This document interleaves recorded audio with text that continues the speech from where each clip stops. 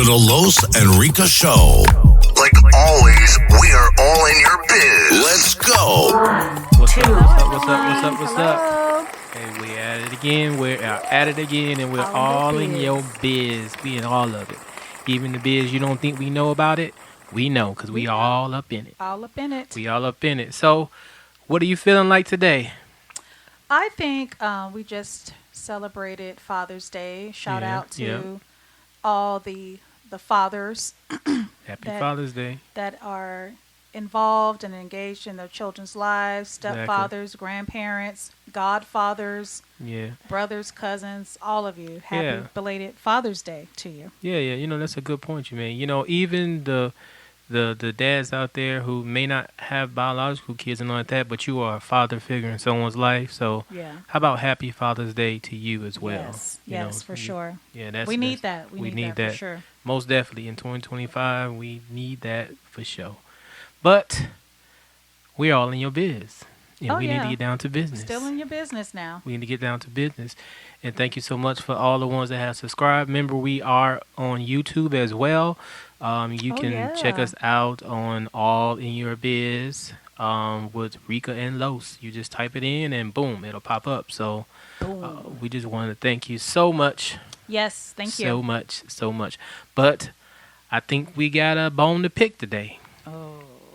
We got a bone to pick. Wishbone. All them bones. Okay. But you know what? You usually do it. And so I try to step up my game and all. And I think I have a topic for today. Okay. Since you said I was always messy. Yeah, you're pretty messy. But okay. Let's so talk about how about this? Let's talk about single parent homes versus dual parent homes. Like, what are the pros and cons? Because I think that's a conversation in itself, you know. So single parent homes and then dual parent homes, you know, and then the pros and cons. So what do you think about that? Well, in my mind, I always thought, I grew up as a Cosby Show watcher, right? Okay. And in my mind, I always thought, when I grow up, I'm going to get married, and I want the family dynamics of like the Cosbys. Like they were a well-off family, comfortable family. Mm-hmm. However, they had the means to give their kids anything they wanted, but they made their children work for it. Okay. They had both parents would have different types of input. Mom had a different input than dad, but they both had the advantages of having both parents at both times, and or at all times. And the children seemed to be, you know, somewhat successful. They were, you know, level-headed. They were able to share. They had all the resources that they needed. You know, they went to college. So the things that, you know, ideally, I guess the American dream, if you will. But that was something that I've always wanted to have. American dream. my American dream. Something like that. You know, I just always thought that I would love something like that. Now, this may sound bad. Go ahead. And I may get some of my black cards taken, but the family on Good Times, Wait. Don't Good Times me. Wait. No, thank you. Wait. No. I didn't want a James as a dad. I didn't want a grumpy, mean, just always upset husband. We're eating tuna fish and crackers every night. I mean, nothing wrong with tuna fish. Actually, I was boiling some eggs this morning to have some tuna fish. I smelt it. I smelt it. Okay. But I just like the idea of having a comfortable household where the means are there. Children learn to work for what they want.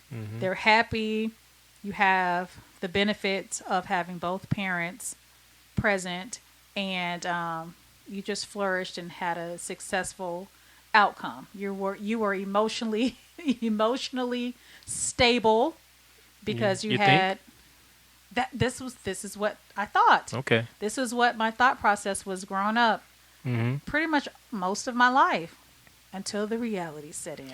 But I'll let you go. Until the reality set in. So, That's the two different shows that you mentioned. Depicting two walks of life. Yeah.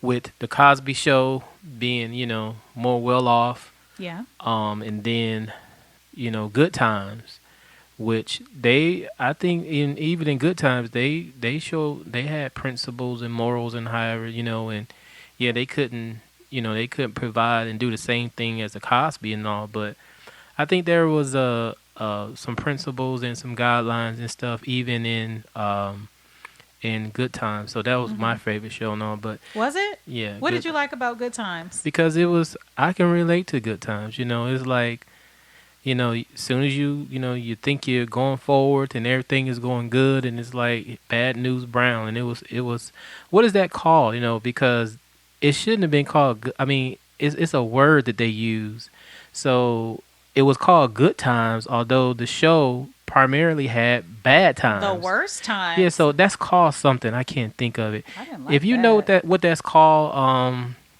I can't think of the name, but it's kind of like the opposite of what it is. Struggle times? Yeah, but that's Medieval times? that's I the don't thing. know. It should have been, because you think with a name like Good Times, like Yeah, they like- was having some good times, Like but the Brady Bunch. Yeah, you Yeah. would think they would be happy and singing songs and going Right. on vacation in their station wagon, but But- not so much. it didn't happen. So and my thing is, I was speaking to someone one day about this topic here, Okay. and they were speaking about they were very sold with the fact that having two parents, they thought that would be better Yeah. than to having one. Mm-hmm. Now, ideally, I believe that the family dynamic should be of two parents, because there's things that the dad can do that that's as good because he's a male, and then there's things that the woman can do because she's a female, and not saying that the male can't do what the female can do, Right. and vice versa, but it just kind of pans out that if you've been living in a male body, I'm sure you probably know and can touch and agree a lot more, and vice versa with a woman. If you've been living in that in that body, you know how it works and what to look forward to. But I don't necessarily think that having two parents, growing up with two parents, is okay. I don't want to say it's like an advantage, but because sometimes you can have two parents, Yeah. and then that person with one parent they have a different drive than people with two parents sometimes. Sometimes. Yeah. There's a lot of people that were raised with one parent. I was trying to get my facts together here, like Barack Obama, like Oprah, Eminem, Jennifer Lopez, Mary J. Blige, Rihanna, Will Smith, just to say a few. So I think there's a different drive with people that have one parent, because that one parent is got to be or try to be all these places at one time. Yeah. They're going, to try have to to. be They don't mom have a and dad. choice. Right. They don't have a choice, and I'm not saying with two parents that like their choices and all, but I have noticed there's a different drive with children that have been raised by one parent than two. Do you think so? I do. Okay. Give I me some think- examples. I mean, I think the drive is different because now, like that one parent is probably focused and keying on like, I feel like I gotta put more into this here and more tune this here, so you won't have to struggle like this again. Like it's more so like I'm gonna give these tools to you as much as possible, but it may be a little bit extra than if it's just with two parents. And I know that may sound crazy, but I've seen like single parents, like they go the extra mile because they're trying to compensate for the lack that's missing. Okay. So Okay. they're trying to compensate for being two parent home, and you're doing it with one. So I don't know. I just think it's a different drive. It builds a different relationship. When there's one parent, versus two. But the person I was speaking with, they just, from their perspective, they were in a one parent home, and they really felt like the children with two parents, they were like well off and they were doing it. But I beg to differ, because I've talked to other people that have two parents, and it's jacked up. Well, I would say, ugh. And one more thing, Uh-huh. because when it's all said and done, whether you have two parents or you have one, okay, parents can only teach or give you resources to what things that they know that they have resource for, or you know what I'm saying, they can't give you something that they don't have. That's true. So no matter if you had two parents or if you had one, that one parent can run circles around two. Yeah, if they're equipped and Exactly. if they're the type of person that needs to, have the need as a parent to instill those things. Right. I agree. Like because that one parent is in survival mode all the time. Right. When two parent, they may just say, "Hey, we're having up and down, up and down, up and down, up and down," but it's you move a little bit different when you are in survival mode, and it's like if I don't do this, exactly, if I don't do this, my kids ain't gonna eat. Right.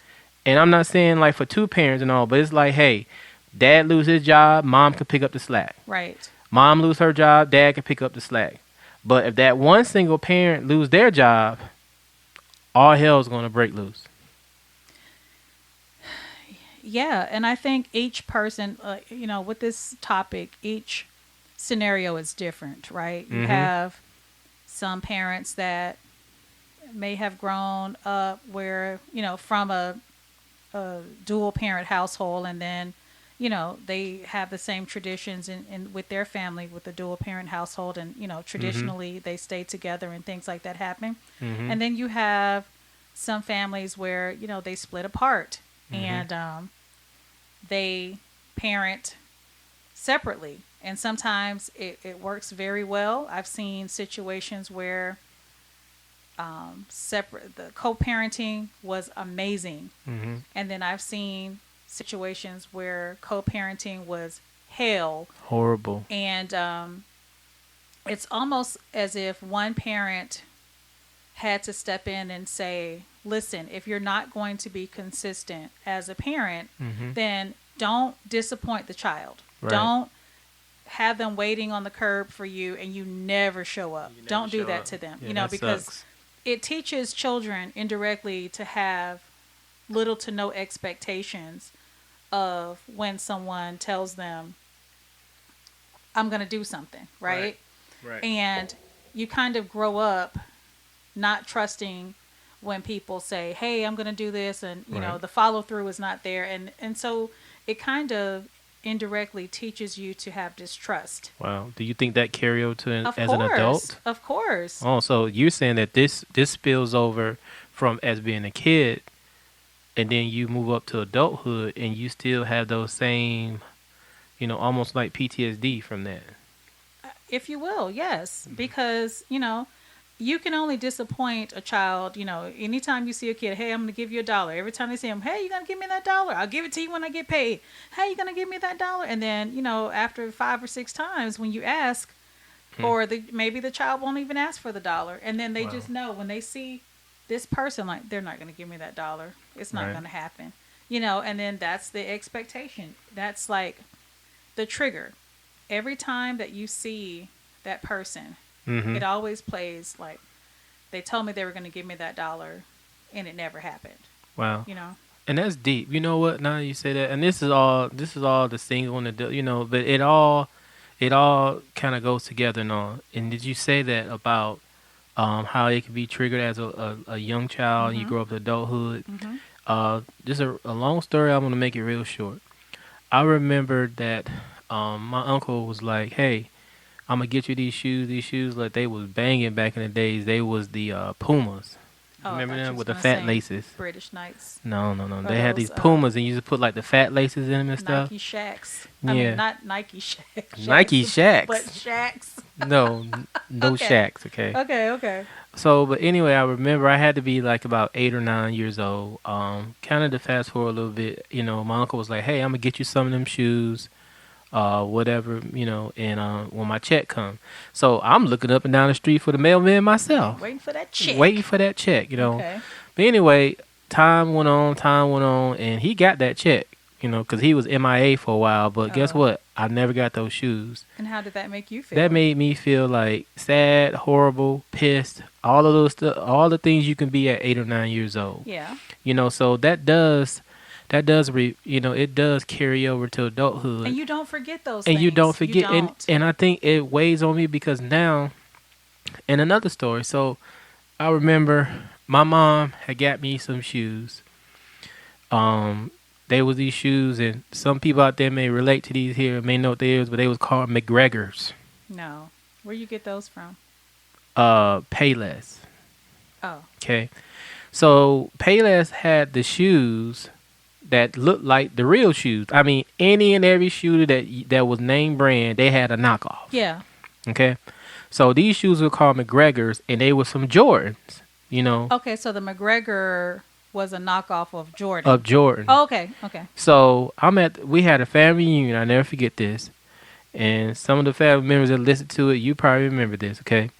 I was at the family reunion, and I was sitting at the table. They was like, "Oh, okay, hey, Los, you doing good? You looking good?" He said.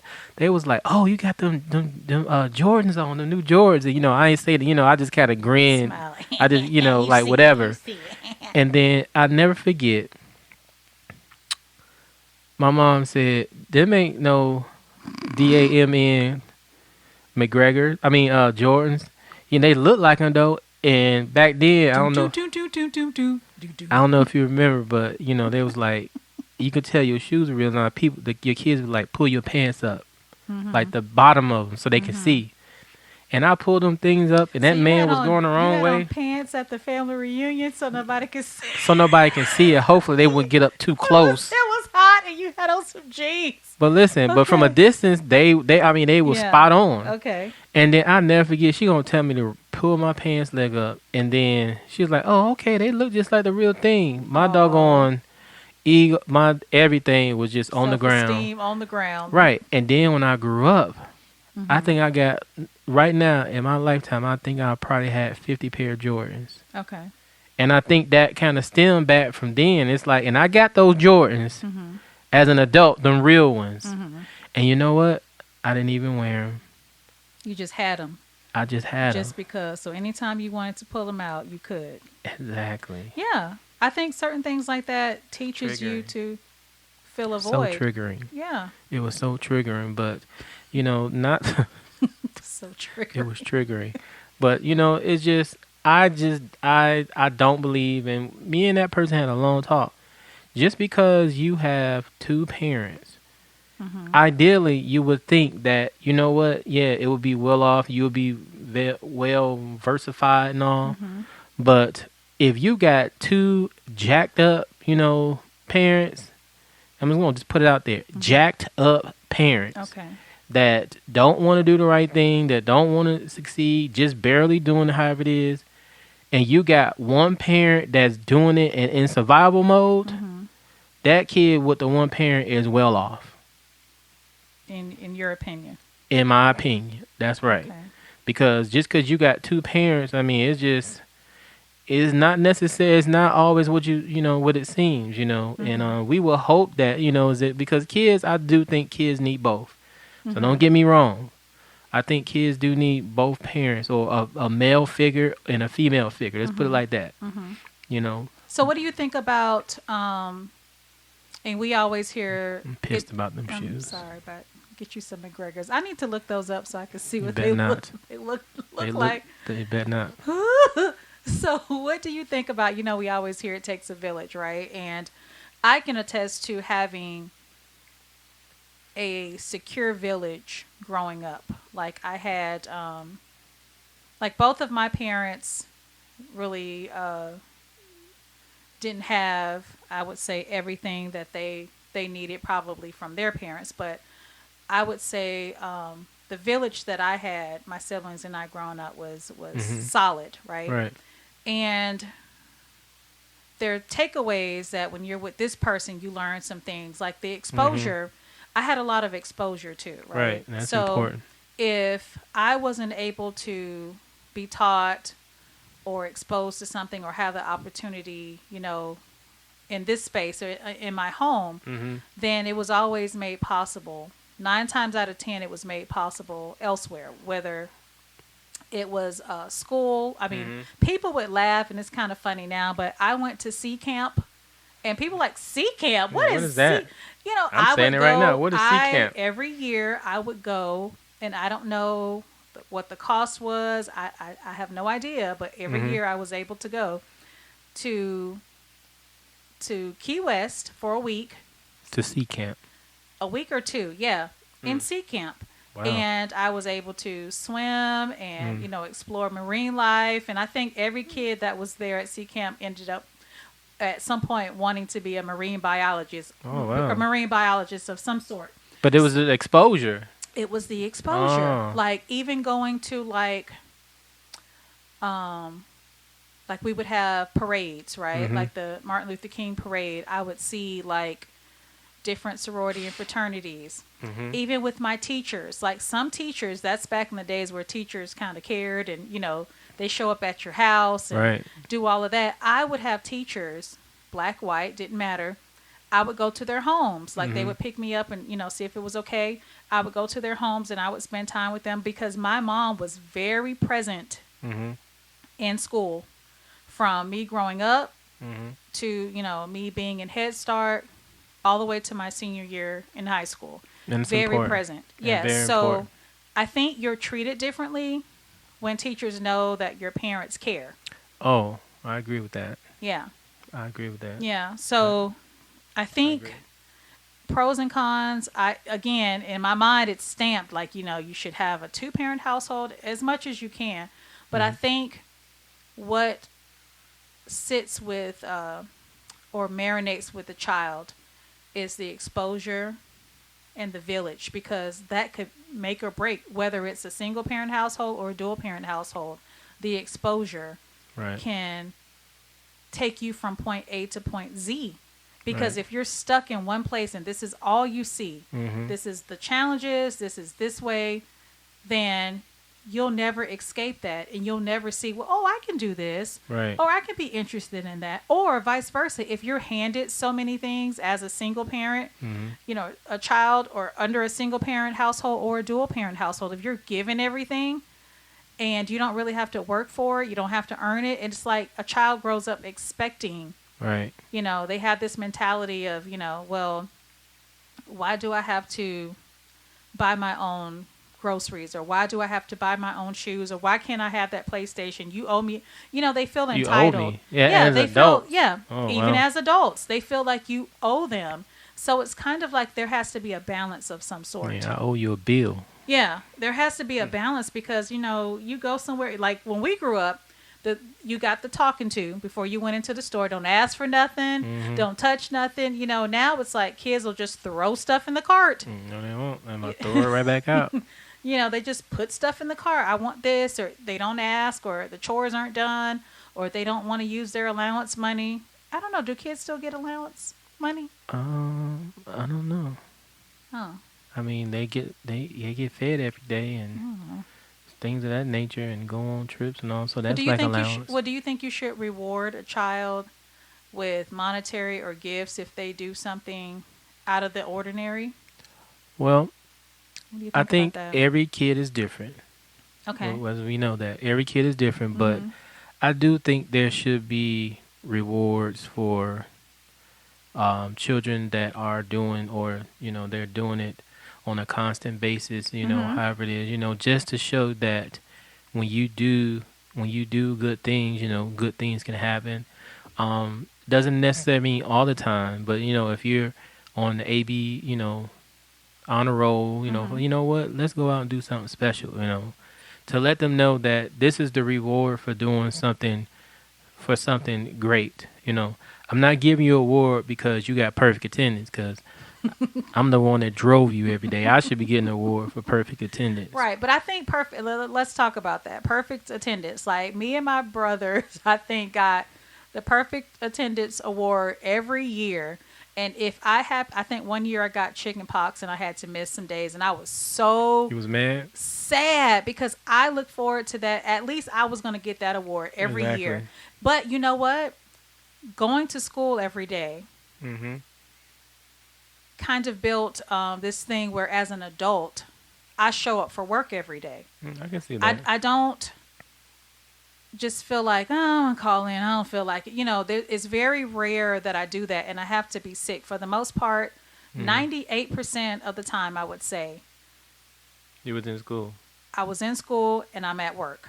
Yeah. And that's good, so then that goes back to having a dual parent. I said a dual parent may say, hey, you can stay home, because I know mom's at work or dad's at work and somebody will be there to watch you, so you had that flexibility.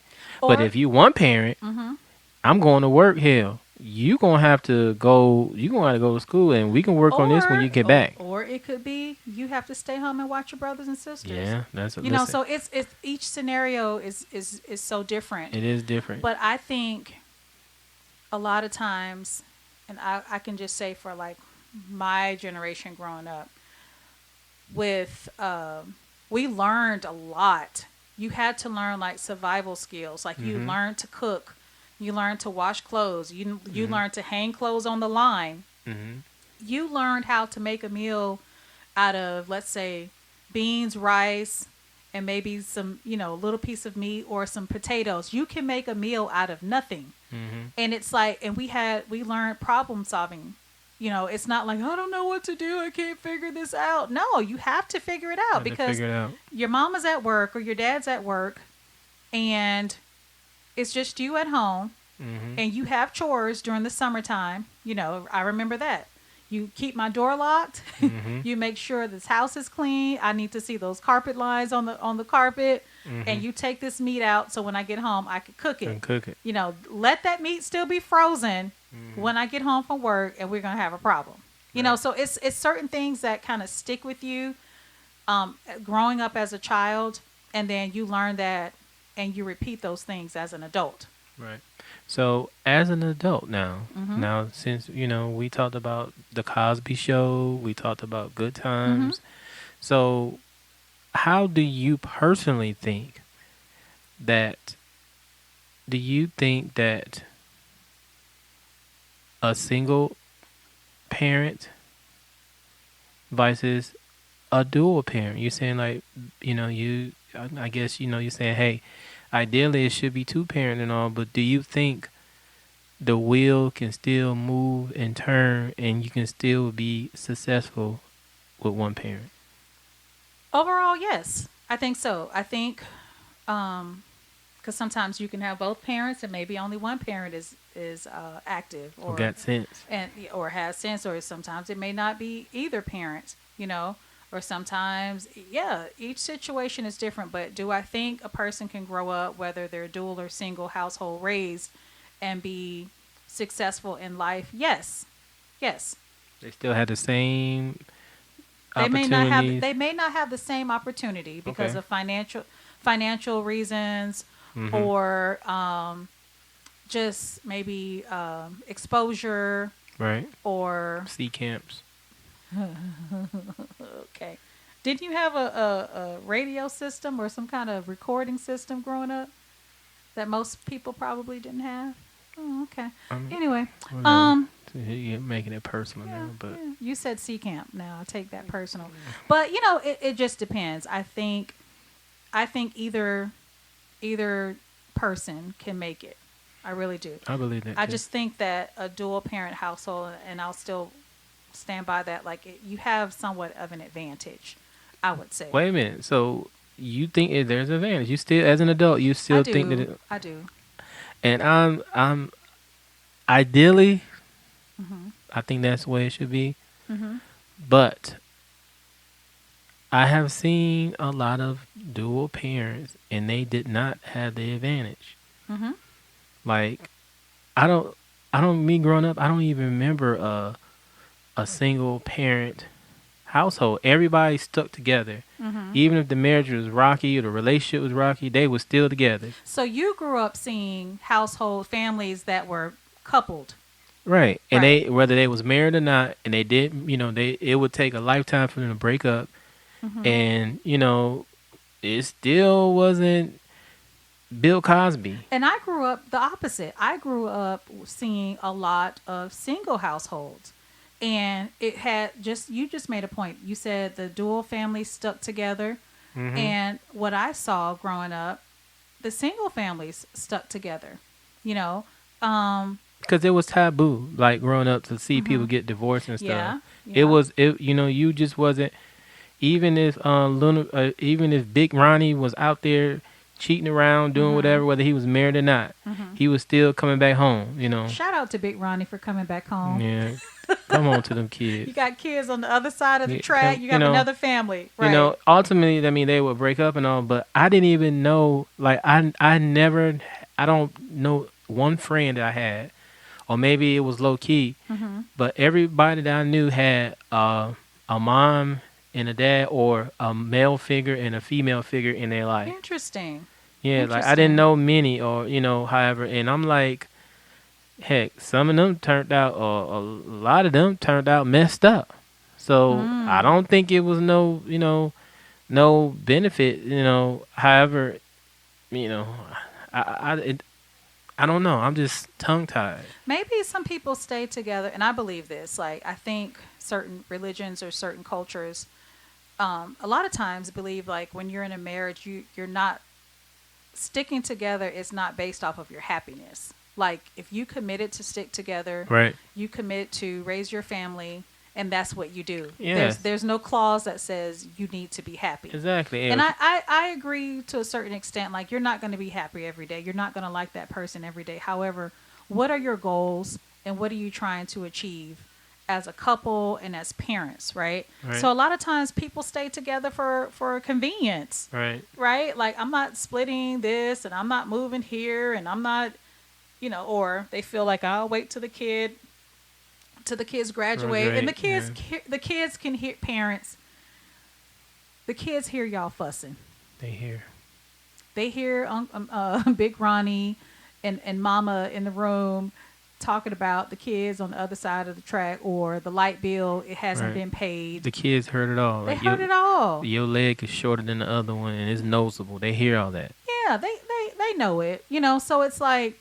And that's another thing. Teeth yellow. Their breath be stinking. They hear all that. Another thing is having mature disagreements so that children can grow up learning how to disagree in a way that's not disrespectful. Right? I've heard so many conversations where some kids or adults, they said that they grew up and they never heard their parents argue. Right? And it's like, how is that possible? How are you together 30, 40, 50 years and you never had a disagreement? Maybe they was miming. Or signing. Yeah. They did some sign language behind the doors. But, and then so they had to struggle with learning how to grow up and disagree with their partner.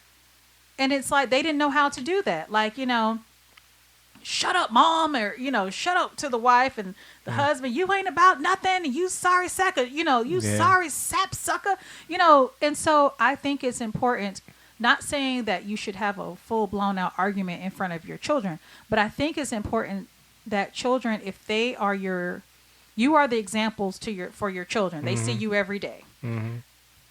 If they see that you have a disagreement, and it's not disrespectful, but it's taught, it's discussed, and it's shared where, it may even sound a little heated. However, you learn and you teach them how to disagree without it being blown out and disrespectful, and you punching holes in the walls, or you busting his tires, or, all of that. And I think a lot of times that's learned behavior too.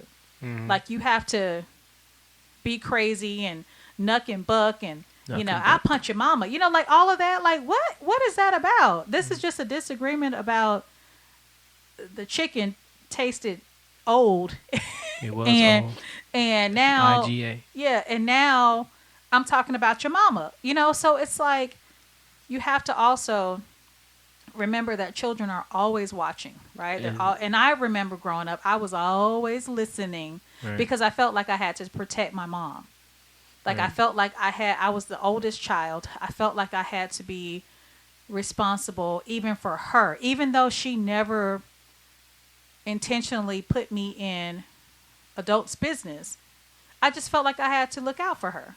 Right. Right. Right. I mean, Yeah. I think any kid will do that. No, and you built. That's a whole nother topic there, you know. But definitely, kids do watch and they hear, and that's another downside about being a single parent, because you have to be very cautious of that, because kids are watching, because that's all they have. Parents. I mean, that could be both parents too. You know. But definitely, I think, especially with single parents, because you know, you can't bring Susie, Mary, that's true, Janet, you know, Kim, because the kids see that. You know, you keep having people over and over and over. So back in the days, you know what I'm saying, it's just like, you know, even I can remember just people were like, well, maybe I did know a couple of single friends that had single parents. They was like, you know, not everybody can come over. Yes. Like, you wasn't coming over, you know, however, you know, whatever it is. And I was going to meet my one friend.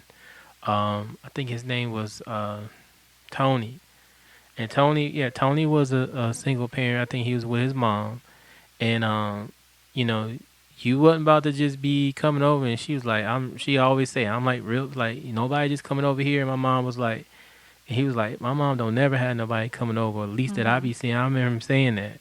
So that was the thing. You weren't just about to be having a whole bunch of people come, because kids see that. Yeah. You know, yeah. You keep, you know, you going relationship after relationship after relationship after relationship after relationship, and then kids think that that's cool. Or they think it's normal. No, that ain't, but that's not normal, you know. Right. When you go to bed. You know, sometimes parents are trying to figure it out and have their lives too, but, you know, sometimes it's best maybe to use some discretion with that. To where if you can't figure it out as a parent, then maybe your kids, you know, kind of shield them from seeing you figure it out.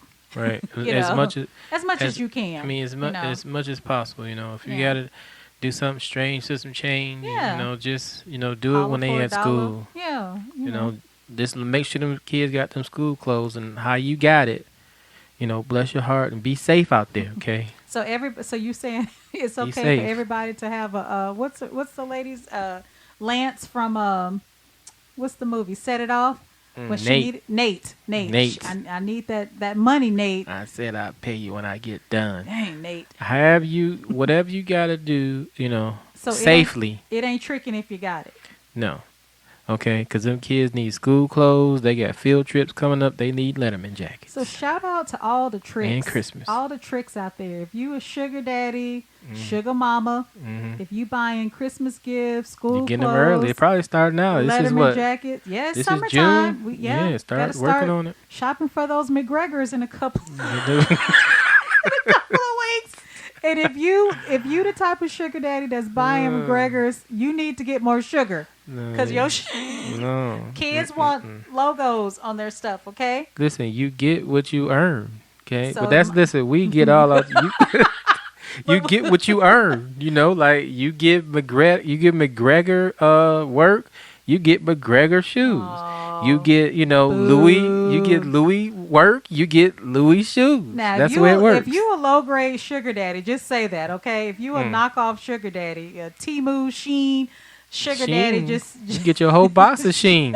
Just say that. Nobody wants we'll pay for the tears. To wear the shoes and the soles coming off the shoes and the kids get embarrassed. Do you want a child to feel like you did at your family reunion when you pulled those pant legs up and they saw those regular shoes? No kid should ever feel like that. Okay then. No kid. But even shout out to the parents though. You know, even though we laughing though, shout out to the parents that, you know what, you doing all you can do, okay? Yes. Now, even though, you know, we're joking, you know, talking about Nate and all this stuff here and all, however, but just know that the kids, they're not going to stay small forever, and they will remember these moments. That's right. You know what I'm saying? They may not say, hey, I used to go out and eat here, or they may not be able to go there, or this and that other, but that does not determine, like, their future, you know? Right. You continue to, you know, show them morals and stuff like this and make it happen, however that is. And, you know, And then kids will remember that. Just like we're talking about stuff that we remember Yeah. back when we were 8, 9 years old. Yeah. They're gonna remember, like, you know what? We couldn't go to Benihana's in our areas, but mom was a good cook. Dad was a good cook. You know, we couldn't we go went on to the this amusement trip. park, you know, but we had a picnic. Right. Or I couldn't fly on a plane, but we took a 12-hour Bus No. ride. Greyhound ride or a car Exactly. ride. You know, and we had fried chicken in a Ziploc Exactly. bag, and we went on this trip, and it was so much fun, and things like that. You create great memories, and but do what you can as a parent. Exactly. You do what you can. And don't feel less than. Yeah. You know what I'm saying? Because things will change now. So what you put into them, and then they grow up, definitely, you don't know what they will become. Yeah. But give them the exposure, like you was talking about C equip camp. them. Yeah. If you can't, if you're not a millionaire, and I preach this today, and you want to be a millionaire, you may want to hang out with more wealthy people. If you don't know any millionaires, then you need to find somebody that's making more than you. If you want to start a business, hang around with people that have businesses. Right. And show your kids, teach them those Exactly. things. Like teach them that It's feasible. it's feasible, possible. and you have to work for what you want. Exactly. Nothing drops in your hand freely or quickly. Like everything, what we see on social media is like, we already see the big picture. We already see the glam. However, it took some time and some work Right. and effort to get there. Right. Let them see the struggle. Yes. Because the struggle is what molds you to become that person. Right. You can't always have the successes and say, hey, I got here. I say, no. Show your kids the struggle, how it took. You know, So then they learn life skills and they learn how to figure things out. and it'd be more appreciative Yes. because they know that $10 had to go to a light bill. But you know what? We're going to go to McDonald's and however, and mom or dad, we're going to figure it out. No, we got McDonald's at home. Exactly. And that's a whole nother story. So get in there and peel those potatoes. That's a whole nother story. Peel those potatoes and take out that ground beef so I can make some McDonald's at home. So let me ask you a question. Like, how those shows, I don't know if you used to watch those shows, I but didn't. on MTV, Sweet 16, right? I didn't. Oh, okay. See so there? Sweet 16 was like a show that I know what Sweet 16 so was. why did you say you never I was saying watched it? I didn't. That don't mean I don't know what it is. Okay. So, you watch Sweet 16 and then you see like the big party and then they may have a celebrity and the girl or guy, they have like different outfit changes and then they have like a huge cake and party favors. And then the finale is they get this huge car, right? A Range Rover or a BMW and they're 16. Whoop-de-doo. And, it's like, oh my gosh, everybody is screaming. And then like kids have grown up to think that parents owe them a huge party. And I know in some cultures you have the quinceañera, you have Sweet 16s, but then you have those over the top where parents are stressing out. It's like planning for a wedding. They're stressing out and spending so much money on having this ultimate Sweet 16 birthday party and then this huge car so that the kid feels like, this is my thing. So do you think that...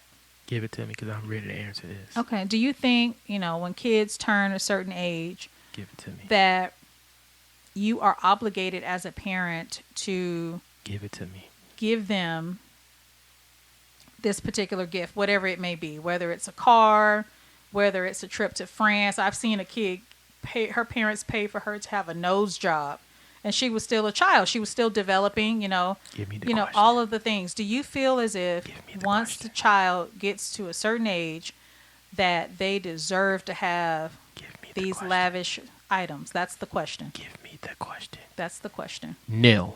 Why? So, number one, you do what's in your means, okay?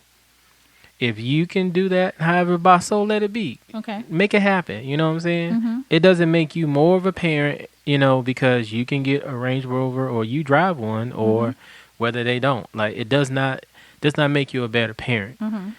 So if you have the means to do so, by all means do it. Now, do I owe kids something? No.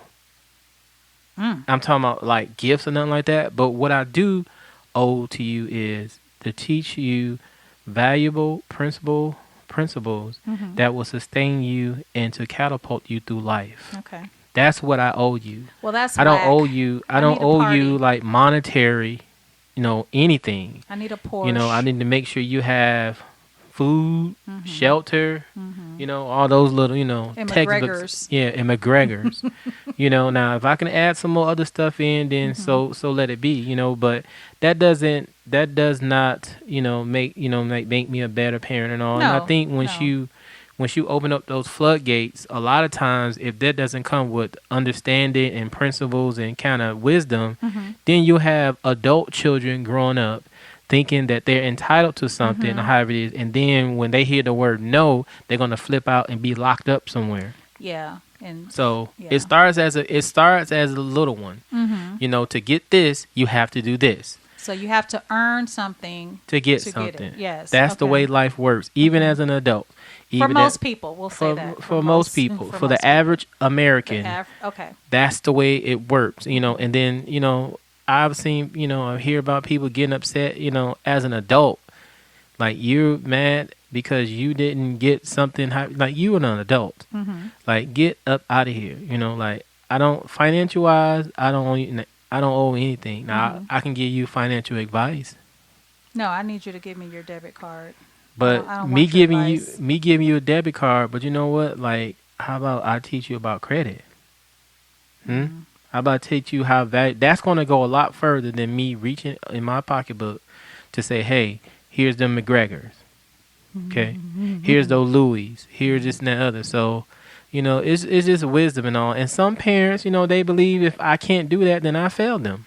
Yeah. I think it's parental guilt. Yeah, get over it, okay? Get over it. And yes, I said it. You can continue to email me, and guess what? I'll email you back. But no, we don't do that. Don't set kids up for failure. Okay? We can't do that. So within your means. Do what's in your means. Or the proverb, give a man a fish and you will feed him for a day. Okay. Teach a man to fish. Yes. And you will feed him for a lifetime. Basically, that's true. Teach your kid how to cook so that they can feed themselves for a lifetime, and they won't be struggling. And when they open the refrigerator and say, "Hey, there's nothing to eat," equip your kids with things so that they can survive in life, and that they don't grow up, to feel entitled or feel as if the world owes them, because the only thing you're getting is the McGregors. That's all you're getting. And they don't come with no fat laces. Boom. Boom. And with that being said, please continue to reach out to us. Yes, please email us at allinyourbiz, Yes. BIZZ25 @gmail.com.